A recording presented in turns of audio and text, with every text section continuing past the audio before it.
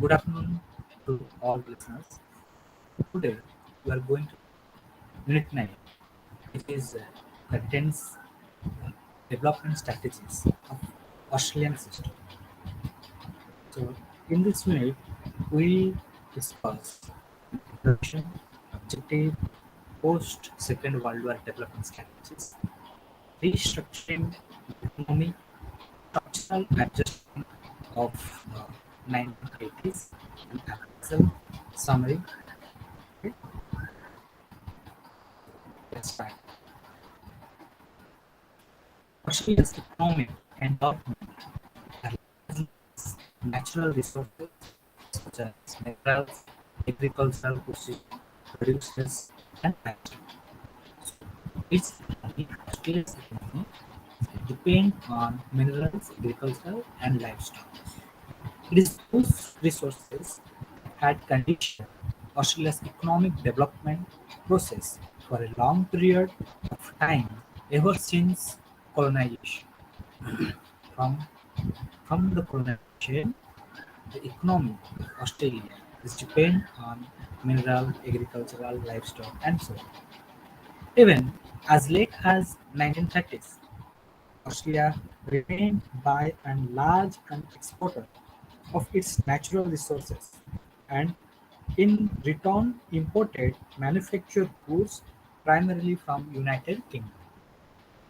So in 1930s, Australia exported its natural resources, okay, and imported manufactured goods, technology, and so on. And primarily import manufactured goods primarily is come from United Kingdom, which is known as Britain.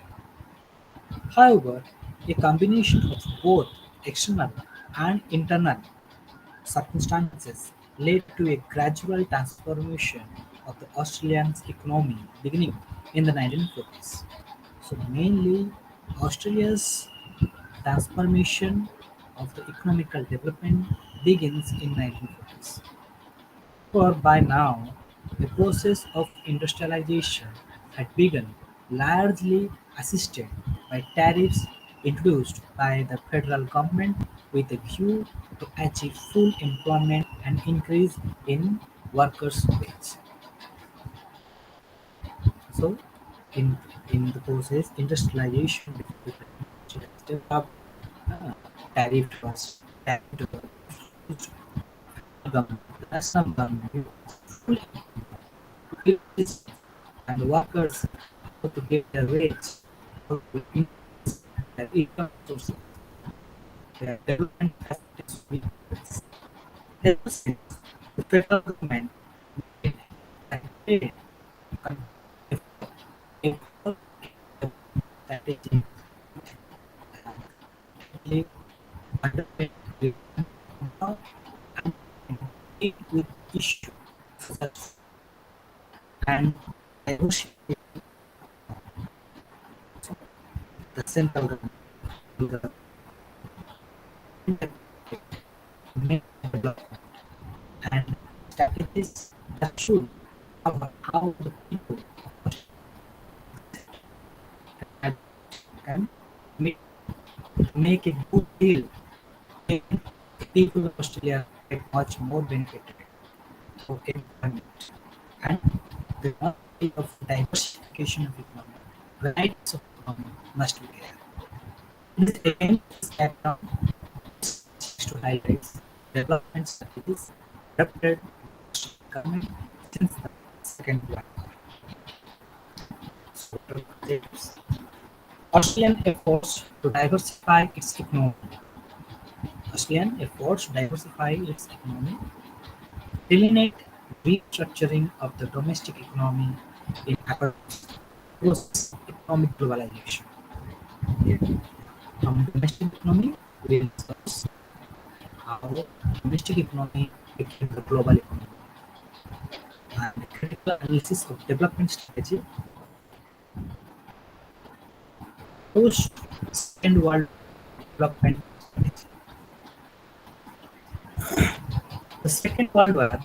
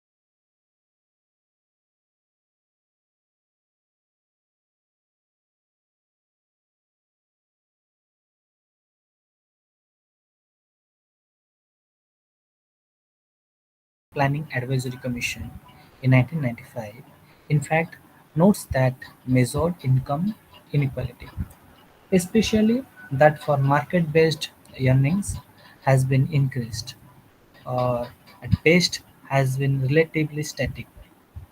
The Commission was also of a view that the increased redistribution role of governmental programs has not resulted in a decrease in inequality. Based on Common's findings, it is pointed out that in 1980s, private income generations has only exacerbated the prevailing income inequality.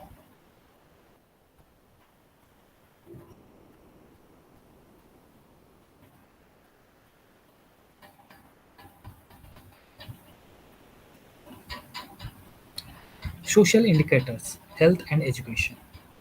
In the previous section, our focus of analysis was on the wealth and income distribution, and on the basis of we assessed the level of poverty. However, such an assessment may not reflect adequately the equality of life. It is for the consideration in this section an attempt is made to examine certain quantifiable social indicators such as importantly wealth and education that have been bearing on the quality of life. Okay. Previously, we discussed that how the economic system will be balanced, what are the measures they have taken, how it will be stabilized, as well as there is social indicators like health and education. What are the health education system in health education system in Australia? Let's try to know about it. Healthcare schemes, by most counts, Australia has commendably health counts means there's a state like in India there is state there is counts has commendably health schemes in place, thanks to which Australia is described as a healthy country. Today, life expectancy at birth is 75 years for males and 89 years for females, whereas in 1950s, comfortable figure stood at 66.5 for males and 71 for females. So presently, the male persons today, presently the male are living nearly average 75 years, whereas female living 89 years. It's it's amazing. When you're listening, as we are Indians, when you're listening someone, the average of females who are living 89 years, it's shock to us. Yes, in India, few people are living like 89 years or 85 plus, but when it is 89, that means definitely their health conditions were still is good now. Infant mortality rate is 7 deaths per thousand live birth, while the statistical means is quite satisfactory. Australians are better served in terms of health. The Australian Bureau of Statistics, on the basis of its survey in 1993, showed that more than quarter of the Australian people are obese and therefore are faced with attendance health problem, as also a sixth of population suffer other disabilities, including on accounts of age and other physical handicaps. Okay. In survey 1993, the quarter of Australians were obese and therefore they face the attendant health problems, and also the sixth of population suffer other disabilities including on account of age, and they are feeling some physical handicap system. Educational facilities, Australia provides for a reasonably adequate standards of education.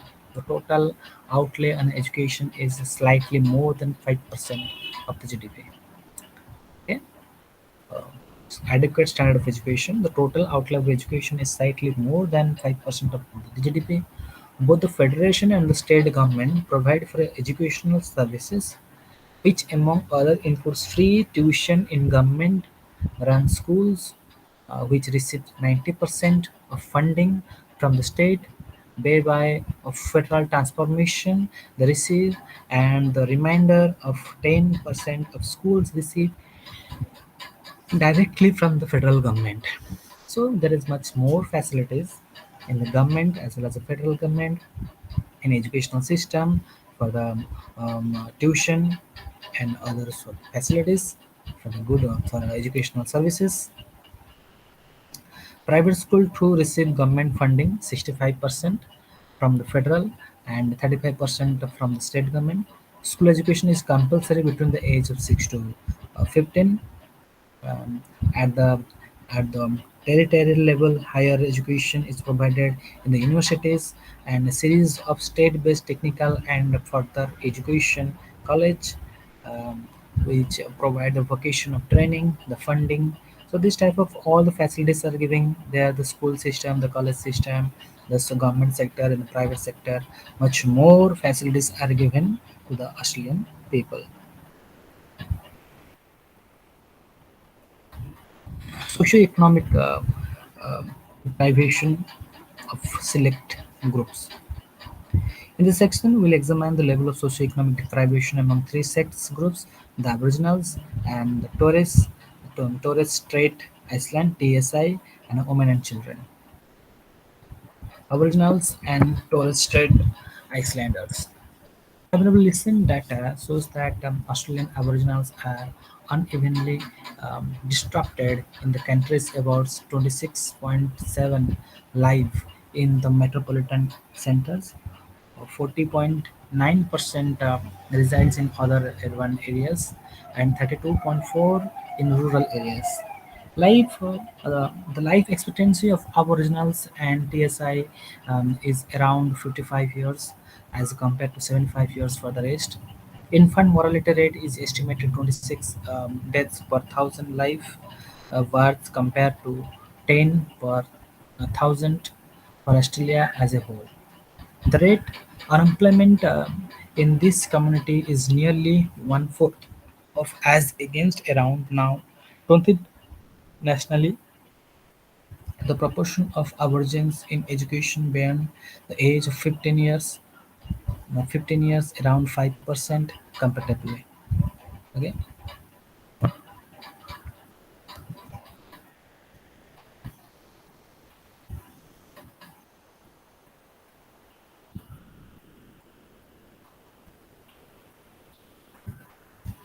Development strategies intended to enhance wealth through mining activities have brought no perceptible improvement in the well-being of the Aboriginals and the Torres Strait Islanders. As one observer aptly put it, development programs ostensibly aimed at meeting basic Aboriginals and TSI need were typically restriction to symptomatic rather than structural issues, addressing uh, delinquency rather than powerlessness, housing rather than disobedience, literally rather than alienation, alcoholism rather than dependency. What is the strategy of women? Women going by data on life expectancy and the female enrollment in the secondary and higher education may suggested effectively health care and better educational attainment as far as women are concerned. The same may suggest a significant involvement of women in the paid workforce. In reality, this is not so.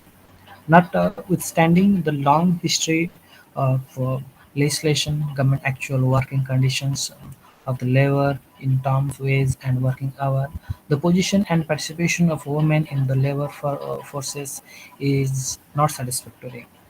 The participation, okay, women are not rightly working good in different works. The participation was not good. Considerably different in their rates, and the participation depends on the local there, wherein there is a urban center female participation in 53% and other areas it is only 50%. Ethnically speaking, only 45% of non-English speaking women are labor force, but these figures still may not be give any indication on their status of full-time or part-time worker or their wage level. The data we are getting that the women really not coming forward. Yeah, the percentage of women is not satisfactory as well as the male person.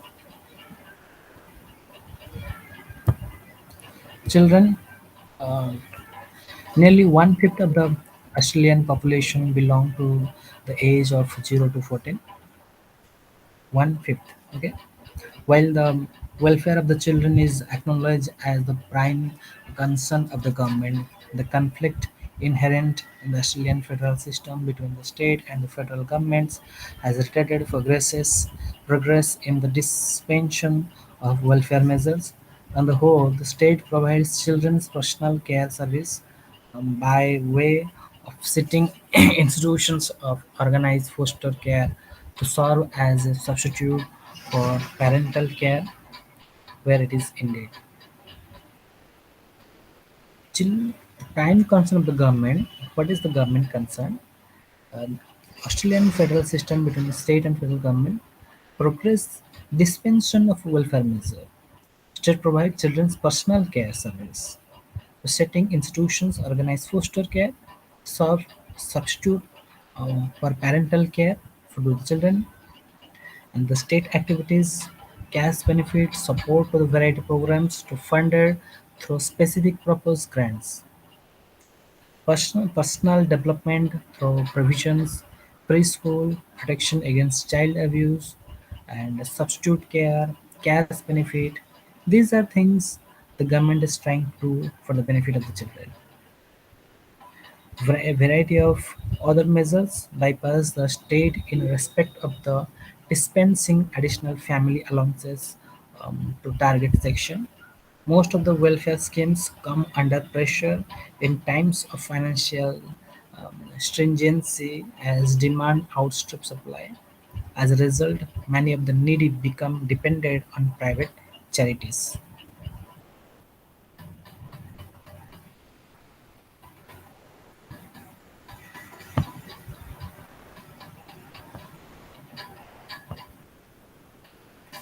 Political fallout. The foregoing two sections offer a descriptive analysis of the socio-economic impact the development strategies made on the different segments of the Australian society. In this section, an attempt is made to examine the political impact of the development strategies. As has been mentioned on Unit 9, Australia, since Federation, evolved the tradition of a welfare state. Keeping in tune with its tradition of welfare state, Australia was perhaps the first in introducing such significant legislative measure as pension for aged in 1909, pension for disabled in 1910. Prior to these, the notion of basic wage was built into the welfare system, whereby it was defined that the minimum wage to be paid to an unskilled worker should meet his normal need. That helps assist him live as a huge human being in a civilized community.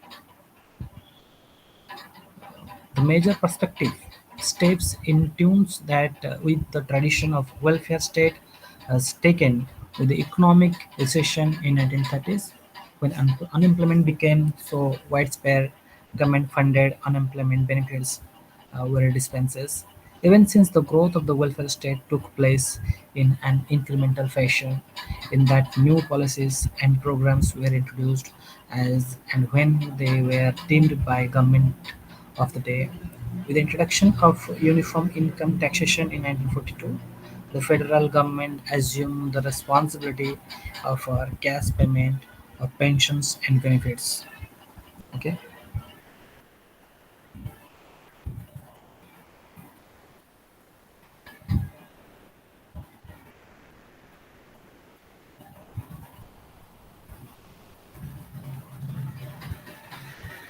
Australia has taken greater strides in its economic development process, transforming itself from an export of primary resourcing to a very diversified economy, so much so it ranks as the 19th in the world per capita terms. 19th, 19th in per capita world. At the beginning of the 12th century, the top 5% of the population held as much as 60% of the wealth. Over time, through welfare policy measured and progressive taxation, The federal government claimed to have changed in situation. A recent study shows that income inequality, especially that for market-based earning, has been increasing. This was an increase in number of people living below the poverty line in the late 1980s and through the 1990s because of unemployment largely on accounts of the economic restructuring, which led several large manufactured plants either on shutdown or said labor seeking more skilled labor. Quality of life attributes to the pursuance of the welfare state policies by the government is said to be high. Examining certain quantifiable social indicators such as importantly health and education, we find that Australia has in place adequate health care facilities. However, access to this service is a problem.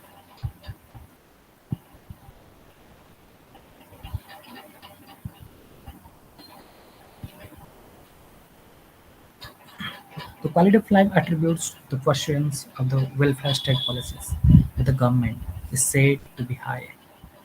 Examining certain quantifiable social indicators such as importantly health and education. We know that health and education is much more important in today's time, and the government is doing very well. The Australian government is doing very well in health and education system. We find that Australia has in place adequate healthcare facilities. However, access to this service is a problem. Healthcare and educational facilities are characteristically concentrated in metropolitan centers and surrounded influent um, suburbs.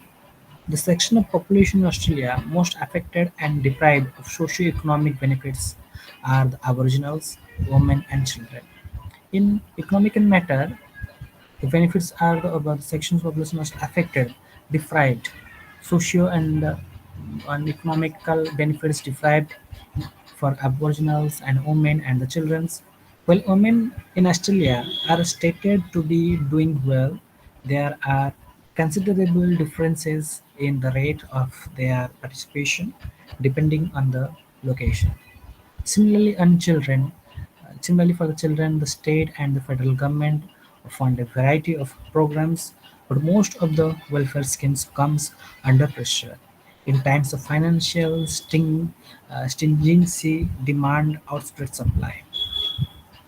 With the economic recession in 1970s, welfare state was being questioned, and with the 1980s, with the series long-term economic restructuring plan, welfare schemes Guland and welfare receipts were ridiculed, as alongside as workside dual bludgers in politics. Both the contending political parties, liberal nations, and the Labour are espousing the cause economic restructuring and liberalization. Okay, these are the points. We'll now go to next uh, unit.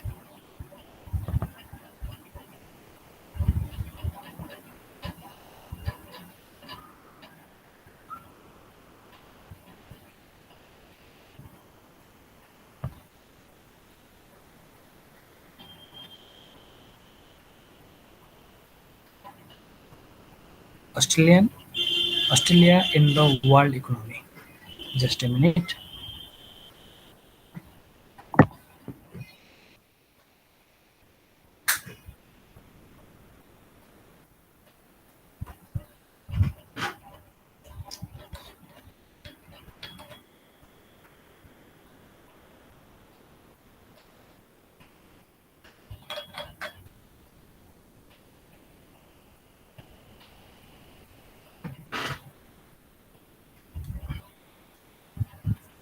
Okay.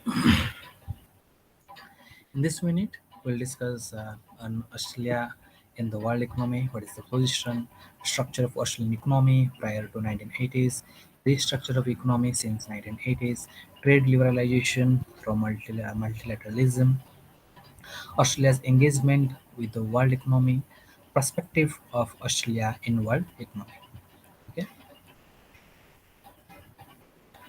By all accounts, the Australian economy has undergone far-reaching changes since the decades of 1980s, largely as the consequence of changes in the international economic environments. In present time, our after 1980s, the large level of economical changes happened in Australia's economical system in international level. In turns, these changes have led Australia to modify gradually its traditional economic policy. Okay, how they have done this? Because of changes, because of modification of different policies, the modification of domestic policy, the modification of international policy, the liberalization of economical system, and how to make diversification of economical sector not to be concentrated on one export system, rather to made multiple export system and reduction of tariffs and so on. This made so strong economical sector to Australia. Australia too has opened its economy, liberalizing foreign trades, payments, deregulating financial system, promoting competition, flexible labor market, privatizing state enterprises, encourage foreign direct investment, which resulted increase in importance of foreign trade and capital movements. Okay, this transformative change came in the wake of high in the world oil price, which coincident with the decline in Australia terms of trade during 1970s. It is these difficult circumstances that Australia, through domestic economic reform based on minimal government intervention in market. The government should not be entered much more sector, minimum intervention, minimum support with the domestic economic, thus increasingly penetrated by the global market economic forces. The traditional economic strategies of bargaining domestic economic stability in exchange of external liberalization has come to an end. Australia, through its policy overture, is currently seeking increased insertion into the global economy. It is against this transformative change an attempt is made in the unit to focus the current economic development in Australia and access the status of world economy. So here we'll discuss how Australia was good, good enough and good potential to establish its economy and competing how it competing with other nations. Okay, what are the objectives? Structure of the Australian economy, understand the restructuring of economics since 1980s, some feature of Australian economic policies and its attempt to insert itself into the world market, into the world economy, and Australia's future economic perspective. Starts with the structure of Australian economic prior to 1980. From the time of federation of until the decade of 1980s, Australia remained largely as a dual economy. Like most primarily sources endowed developing countries, exporting its raw materials and in return importing manufactured goods alongside evolving domestic manufacture totally protected from foreign competition. We have already discussed it that in the first stage, Australia exported only raw materials, primary sources, agriculture, and in returns imported manufactured goods, which was the trade system at that time.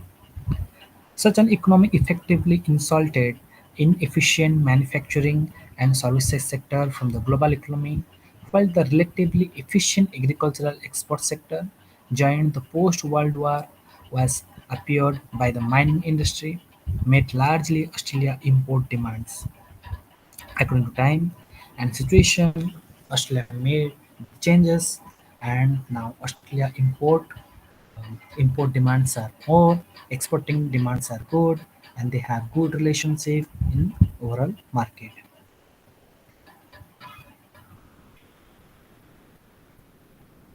Both of the domestic economy during the long post of Second World War boom period had relied on the export growth of primary commodities and the redistribution of income to other sector.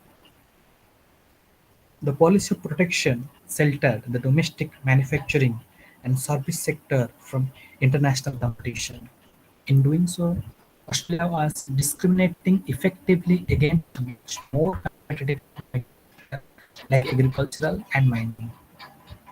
The continuing river from the rural and mining industry effectively buffered uh, Australia from having to make some hard decision earlier towards improving its international competitiveness.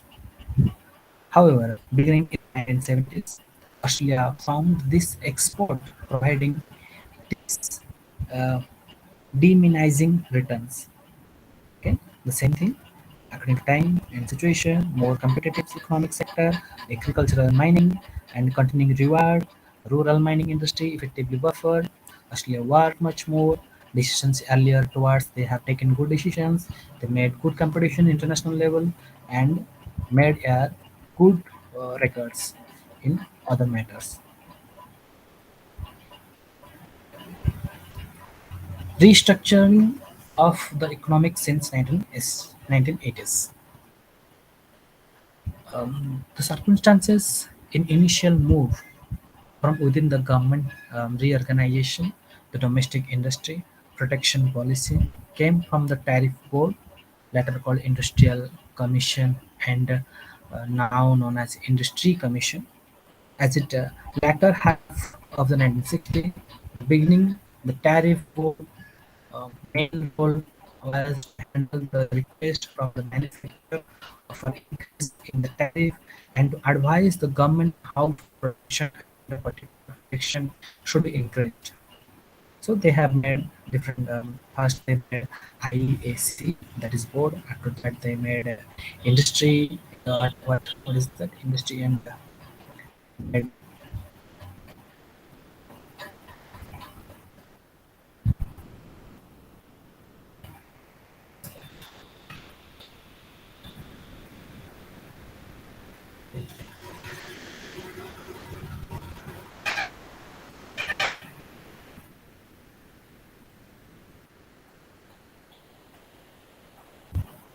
Okay,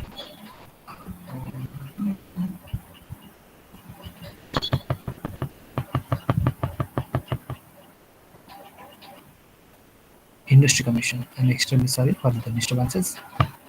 First, they made Industry Commission. After they made industries, that is IAC.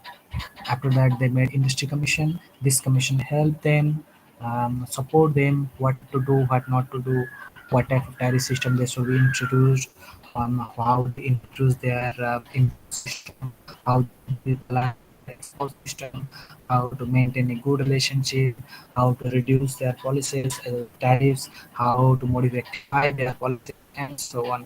With help the Industry Commission. Accompanying the resource boom in the early 1970s, Australia recorded a large current account surplus in 1972 to 73. The income Labour government wanted to encourage export to counter the inflationary condition, and as a consequence, the government reduced overall tariff by 25%. Okay, 1972 to 73, the government reduced the tariff by 25%. It's argued that the liberalization measures was result not external pressure, um, but rather internal factors include importantly the inputs of device from the Industries Assistance Commission. Okay, that is Industry Assistance Commission. IAC recommended them to modify and change some of these principles. However, these moves did not resolve the basic problem of being dependent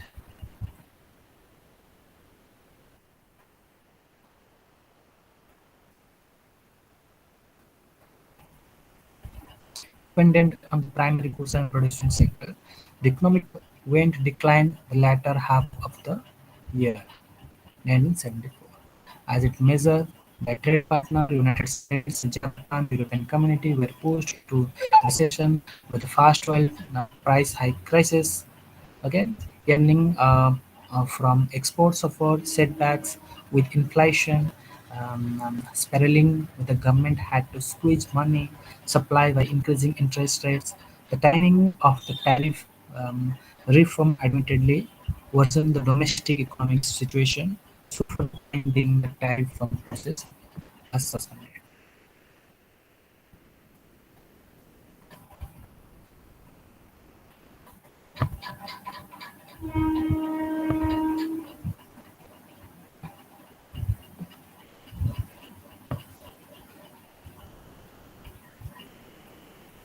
Trade liberalization through multilateralism.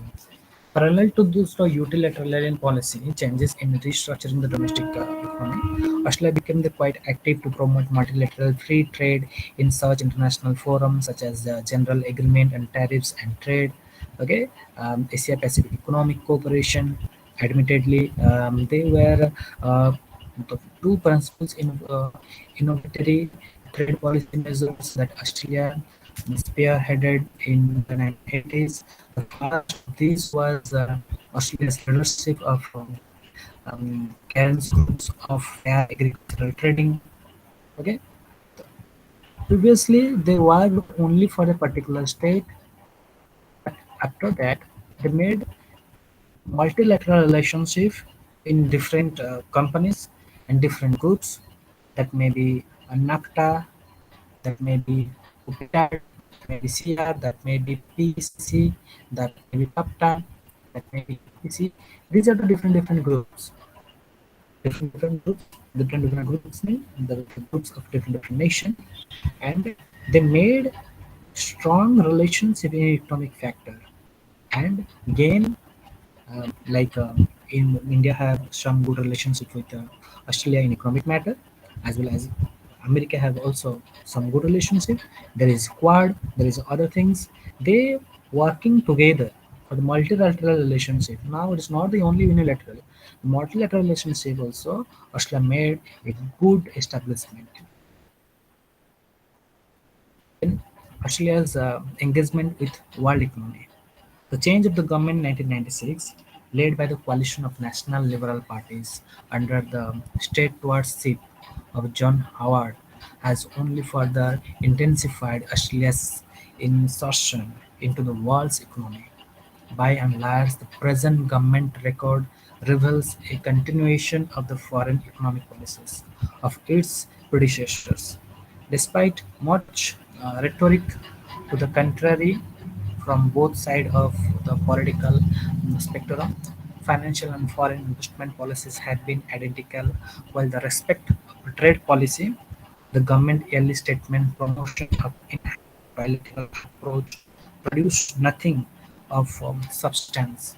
Equally, the predecessors Labour governments warning that uh, Howard government would turn away from Asia, reflecting Howard's own predictions did not come to pass. So when the change of government 1996 and the coalition, that is the National Liberal Parties under John Howard, um, further intensified Australia's insertion in the world economy. By large, the present government recorded revealed a continuation of foreign economic policies of its predecessors, despite much rhetoric, both political sector, financial relation, they made a good comeback. Domestically, the picture of the slightly different with the political debates ragging other the government extension of domestic neoliberal reform agenda of the Labour government through increased deregulation, the privatization, as well as the further reconstruction of the state. The government foreign economic policies predicated as the economic theory of unilateral liberalization and deregulation. So overall, we see that the changes of the principle, the changes of the economy, somehow politically challenged by the other countries. Some countries accept it, some countries criticize it, some country um, make different statements on it. prospects of Australia in the world economy. So, what is contribution of Australia world economy? Let's see. Admittedly, Australia's ultimate goal is to become a competitive producer and exporter, not just of a traditional farm of mineral commodities, but of a diversified mix of value-added manufactured product, services, and technologies. So, it says that how previously they only export the traditional farm minerals, agriculture, and so on. But in present time, Australia intent was to manufacture product, services, technology, and export it to other countries. Well, progress has been made on the economic reform agenda, such as the opening of telecommunication market, competition, much remains to be done, particularly in the domestic arena. Okay. Well, in near-term outlook in the continued economic expansion, but longer-term prospect depend on heavily on the continuation of fundamental economic reform. The changes what Australia have done for the world, for the technological sector, for the manufacturing sector, for the economic sector, all the reformation in all old export system and major political uh, willingness and the management system, labor system, and the necessary features what they can get upon time and the different type of views, method, pace, and degree change required, and they have done it.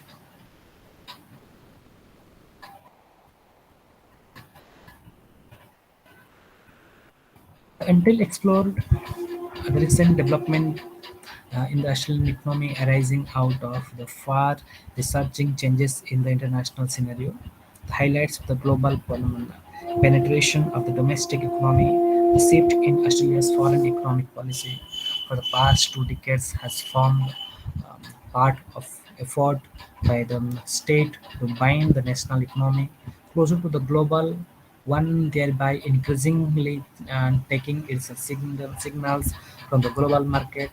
This appears to have been based on two premises.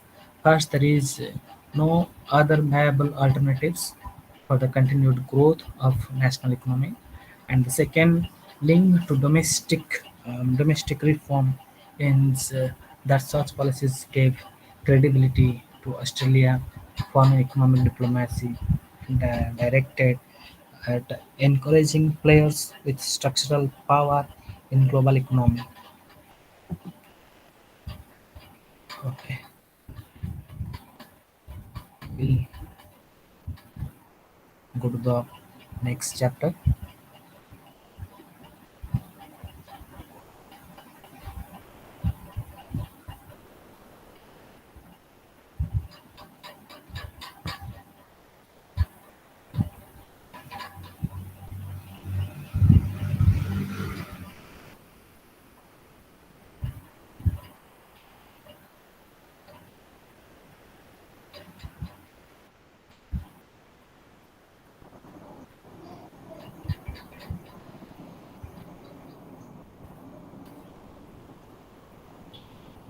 Now it's time to discuss on Unit 12, current debates on aversions. So this unit consists of introduction, objectives, historical background, debates and issues in Australia, land and native titles, self-determination and identity, reconciliation and conclusion. Let's start current debates on aborigines.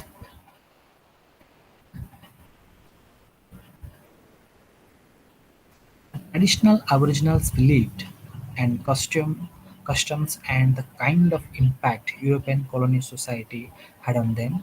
This will discuss the current issue of concerns regarding Aboriginal Australians.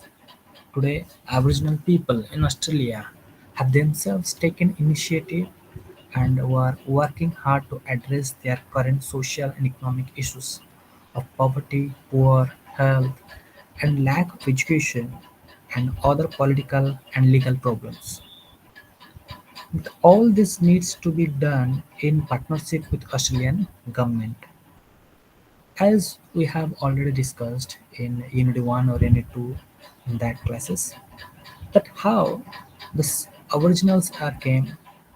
how 6 colonies were established, and how they made a federal government with maintaining their own origin, one culture, one history, one interest, as well as they still working with the government to dissolve their own problems like poverty, poor health, lack of education system. I'm saying about the aborigines, the problems they are facing. But in reality, Australia is stable, good health system, good educational system, and um, good overall political system. But we are discussing on aborigines. Aboriginals associations with their traditional territories is the most important aspect of all debates. For indigenous claims, the right of self-determination, self-management, and self-government and their culture, economy, and political rights cannot be easily related to be understood by the legal and political concepts of the modern nation society. Okay, Aborigines believe in traditional system. They have their own self-determination, self-management, self-government, self-culture. They have different type of economic systems, different type of political rights. But when we are discussing on the present system, how we'll manage this, how we can handle this, how they will make good relationship with the modern state system, modern nation system. That will be the challenges.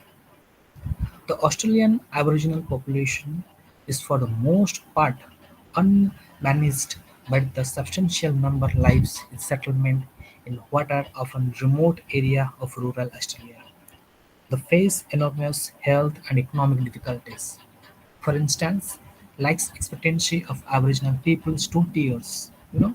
Where in the previous classes we discussed that the life expectancy of the male persons of Australia is 75 years and female persons are 95 years. Here we're discussing the Aboriginal people's the life expectancies, the 20 years shortage than the Australian population. 20 years of shorter. Okay. Aboriginal people, particularly youths, are subsequently more likely to be imprisoned than the general population, and the rate of suicides in the police custody remain quite high. Rates of unemployment, health problem, and poverty are higher than the general population. School retention rate and university attendance is lower. In overall sector, Aborigines are neglected. There is need of some of the changes. They are neglected in health facilities. They're neglected in educational facilities. They're neglected in employment facilities. They have less economic facilities. So overall, they are facing the challenges. They are required of changes. So what are the objectives in this topic? The accounts of government policies toward the Aborigines. What are the government have done? Different policies for them, and native title giving examples, concept of self-determination, and the main point of reconciliation debate. Okay. We start the concept of historical background. Of,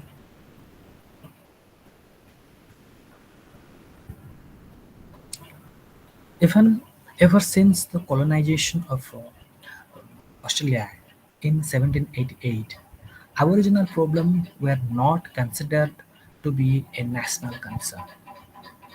From 1970s, sorry, 1788 to till date, Aboriginals' problems are not the real problem of Australia.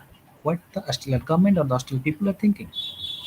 It was only in 1940s that various organizations, including Aboriginal ones, started addressing the issue of poverty and status of Aboriginal people in the society. Aboriginal peoples are not staying in main source. They are staying apart from that. So they demanded to be a main part and to be included as Australian mainstream part. This change in perspective was evident after World War II. During and after the war, indigenous people and the world over were treated as equals for the first time. After World War II, Aborigines treated as equals as Australians. In an effort to put an end to the problem of equal rights and integrate the Australian nation state, the Australian government in 1951 implemented an official assimilationist policy to eliminate any sense of separate Aboriginal identity. So first time Australian government 1951 made different policy for eliminate sense of separate Aboriginal identity. They should not be they are separate. They are equal as Australians. By the 1960s, the assimilation policy was already under heavy criticism for disregarding the Aboriginal people's desire to preserve their culture and identity. Each state had its own policy, lacking a nation uniform approach. Land rights were first raised as an issue in 1960s, 66. So when Aboriginals come here, their policy are made for them. The other states people are make um, what type of then they make noise.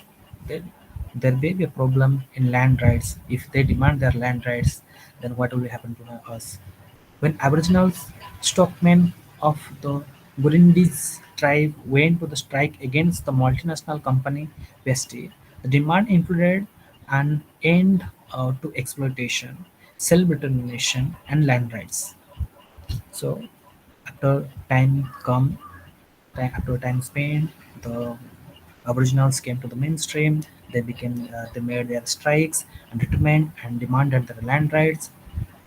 The late 1960s saw the acceleration of the moves towards the individualization of citizenship rights. After that, they also demanded for the citizenship right. The signing an international agreement of human rights in 1996, they demanded citizenship right, they demanded human rights, they demanded land rights. This led to the proposal of and passing of 1967 referendum that gave the federal government the power to the legislate the matter of concerning Aboriginals. In 1967, the federal government or the state government make a referendum to give justice to the Aboriginals. This also included the right to enact law to protect Aboriginal people. Definitely, they have some rights. They have their views. They are the human beings. They must have their rights, and these rights made to protection of Aboriginal people, and to count them in popular censuses. So they did not become the part of the population. Even in the census, they did not as calculated. So after that, they became the part of it, in which they had never been included. It also gave Aboriginal social and voting rights. Okay,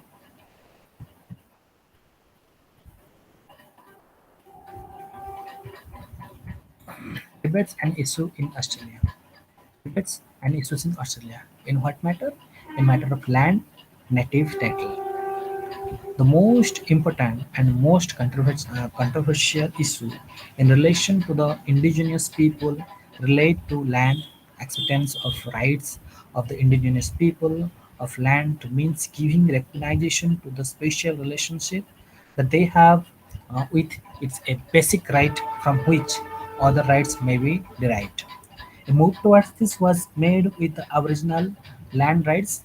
Dear listeners, try to remember uh, this bill if you can. Aboriginal Land Right Bill of 1976, which provide for assigning tracts of Commonwealth land to the Aboriginal people. Okay, so when this bill came in 1976, it gives them all types of provisions like their basic rights, their freedom, the freedom of speech, and they have some political rights, right to voting, and count as general citizenship, and so on. Okay.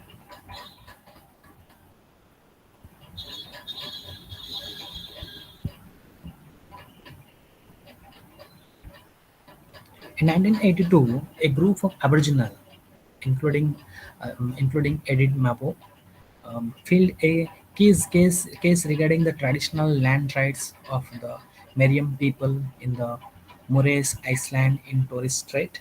This is the example.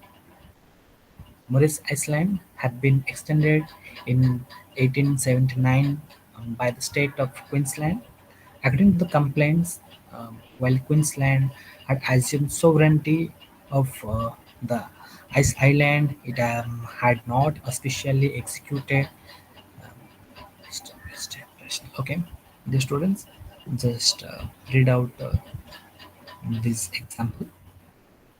Have a lack of time, we'll go to the next point. Self determination and identity.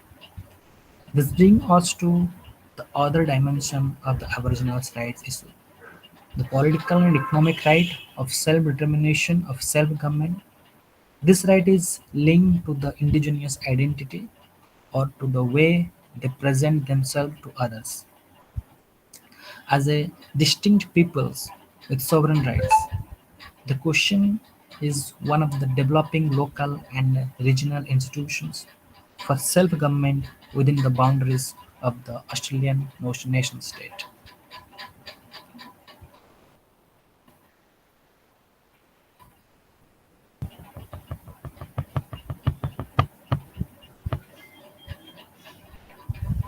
Self-determination came under the spotlight when the Whitelam government used as the key term in late 1972, replacing the earlier concept of assimilation with the taking into account the development international law giving prime importance to the people of self-determination. In terms of public policy in Australia is meant subsidizing the indigenous organisation and affirmative indigenous lands rights, rejecting the earlier policy of assimilation. The Fraser coalition government from 1975 retreated from the use of terms self-determination, self-management, the term with which they felt more comfortable because it appears to be more guarded and conservative. The Hawke and the Keating government.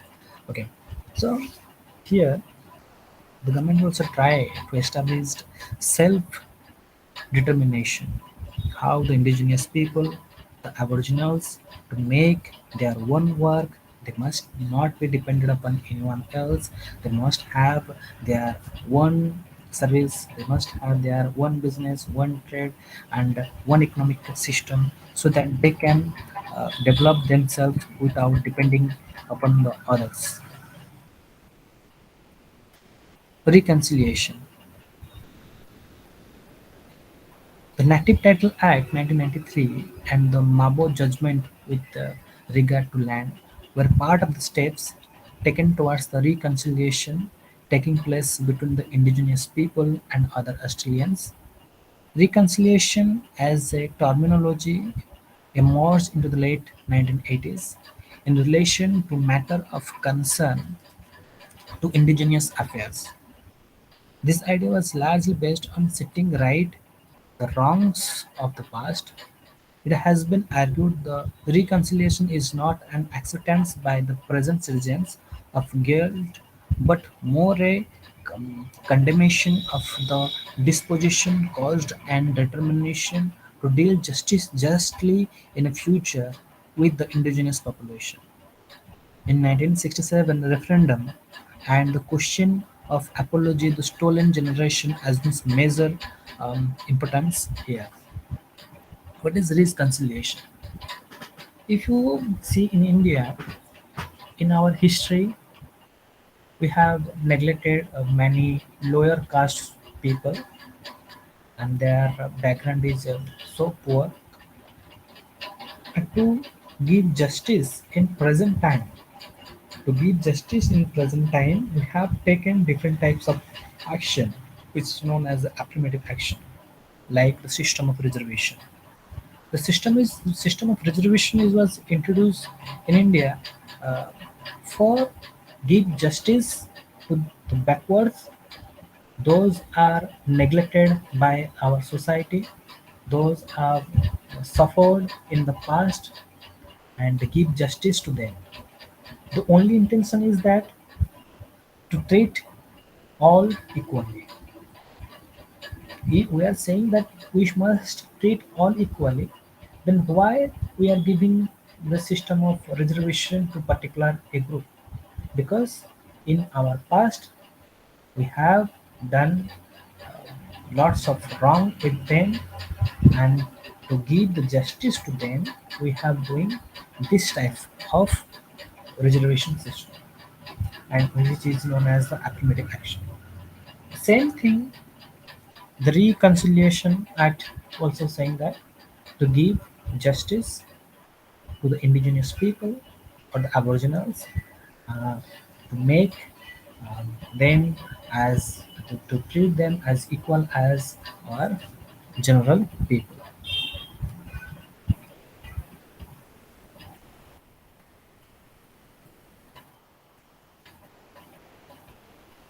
Okay.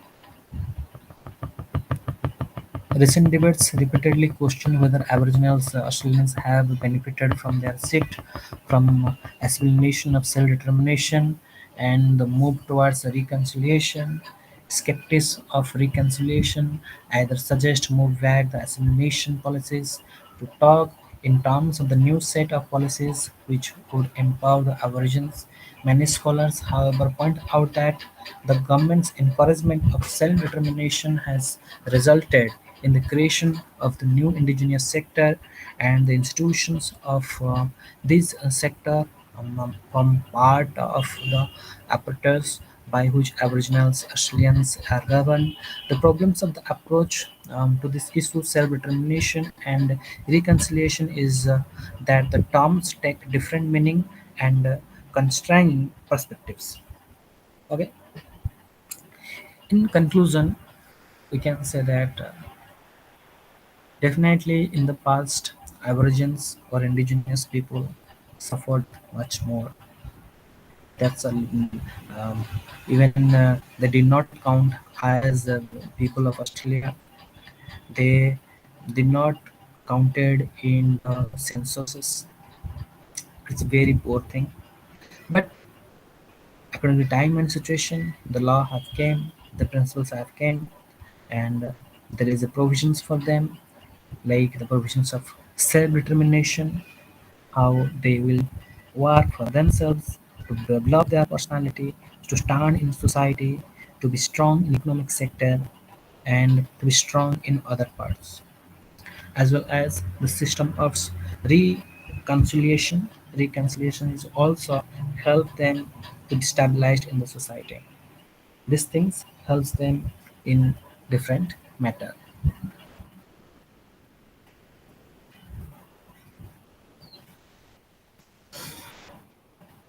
Indigenous people claim to the right of self-determination, self-management, and self-government and their culture. Economic and political rights are critical importance today. Why are the indigenous population clamorous of attention of their plight and demanding rights? Aboriginal people are facing enormous health and economic difficulties, and their rates of unemployment and poverty are higher than the general people population.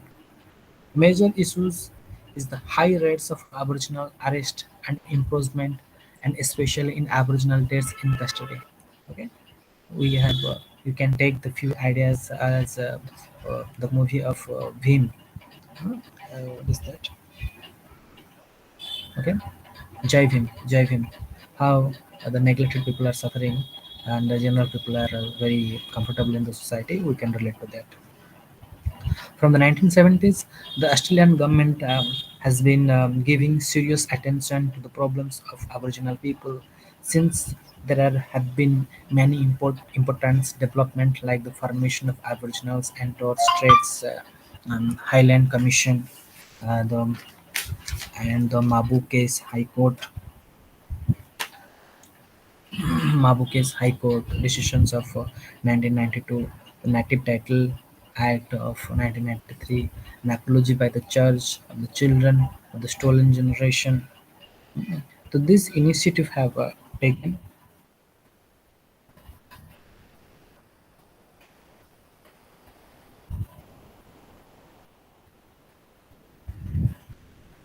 us brings us to the other dimensions of Aboriginal rights issues, the political and economic rights to self-determination and self-government. This is much more important. The how Aboriginals to get their rights, what type of rights, how they will get their political rights, how they will get their economic rights, how they will they have their self-government, self-determination. The question is one of the developing local region institutions of self-government within the boundaries of the Australian nation-state. However, the Howard government, who has been distancing itself from self-determination, ATSIC, established by the Aboriginals and Torres Strait Island Commission Act 1989, had evolved the mechanism to involve indigenous people in the process of the government. So, if the question will come, who made the process of to be participate indigenous people in the government, your must answer must be ATSIC Act 1989, Aboriginal and Torres Islanders Commission Act 1989. This commission make indigenous to be part of the government. That indigenous organization should have an indigenous base and not be dependent on Commonwealth government. Commonwealth government means there is a federal government, there is a central government. This government or indigenous people will work for them and they will not dependent upon Commonwealth or the federal government. However, ATSIC too has been abolished. Reconciliation emerged as an idea to set right the wrongs of the past and as a condemnation of the Aboriginals' dispossession dispossession caused by the settlers' population and the determination to deal justly in the future with the indigenous population. Okay? Just as we have discussed that how reconciliation was worked, the special rights are given to them. They came to the mainstream, the population, main population, and just have done to them. The future perspective was good. However, in recent debates, repeatedly questioned whether Aboriginal Australians were benefited from the shift of assimilation, self-determination, and the move towards the reconciliation or not. The question are coming if they are getting benefits or not. Much more questions are coming. If they are getting the benefits, yes or no? Definitely yes, they are getting the benefits. Instead, the Howard government supported practical reconciliation, trying to put forward the programs designed to reduce the disadvantages that the indigenous people face in society rather than any ideological recon- recognition of their rights or an apology. The government have taken different steps so that they will get the benefit. They'll work for them and all type of disadvantages how can ignore and how can they come to the mainstream. Okay, so this I hope this unit is over as well as today's class is over and I think tomorrow maybe the last class for me for mine. So let's see the next class.